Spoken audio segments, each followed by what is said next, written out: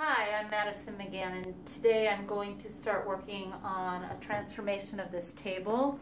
I just recently got myself some Fusion mineral paint, and it's the first time I've ever used mineral paint, and the color is sterling, so I'm really excited to get it started. First thing I'm going to do though is clean off the table. Then I'll be taking some 220 grit sandpaper and just kind of lightly getting the shine off of it, and then we'll get started painting.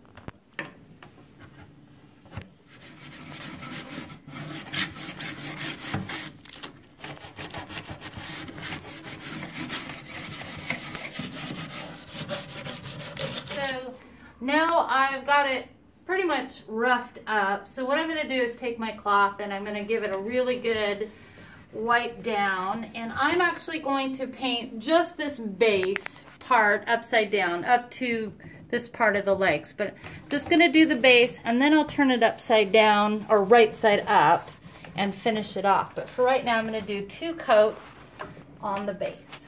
Okay, so I'm started on my first coat, and I'm already noticing that a little really does go a long way. I'm not sure if any of you have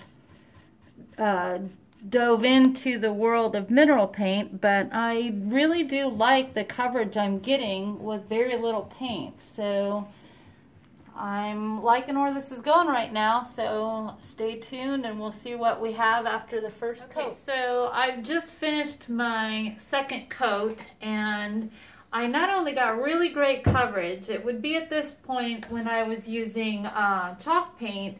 I couldn't wait for it to dry so I could sand out all the brush strokes, and I don't see any brush strokes. So I think that's a step that I get to skip doing this mineral paint. So I'm really excited about how this is going to turn out. Okay, so I've got 2 coats of paint on there, and I really like how it came out. And so now I've got the Fusion mineral paint beeswax finish. So I'm going to, I'm actually going to use my stencil brush to put the wax on near all of this detailed on the bottom, and then I'll use my regular wax brush for the rest of it. But I'm going to do 1 coat of the beeswax, and then I'm going to go over it with another coat with color pigment added so that we can get kind of like a glaze. So I'm going to get started.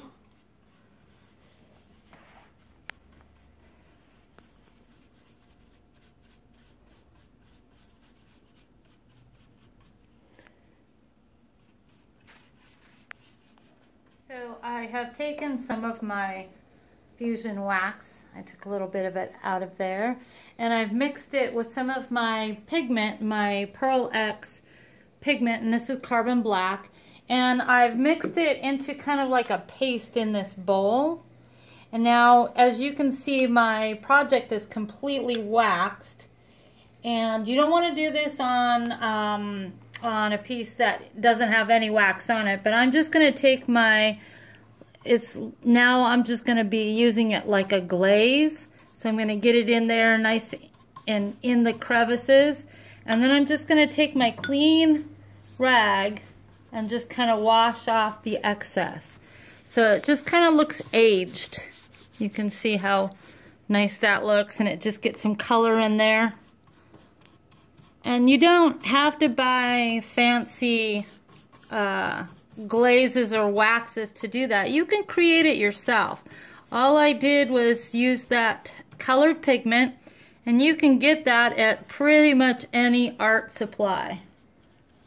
So I'm just going to do this through all of the crevices, and then we'll have a nice aged piece. So as you can see, I've got it all finished. I did the Fusion mineral paint, and then I took the Fusion wax and added just a little bit of color pigment to it and created kind of my own glaze, and just went in there and got into the crevices and aged it a bit, and now it's all ready. The top, I haven't decided what I'm going to do with the top, but I won't be painting it. But the bottom is finished.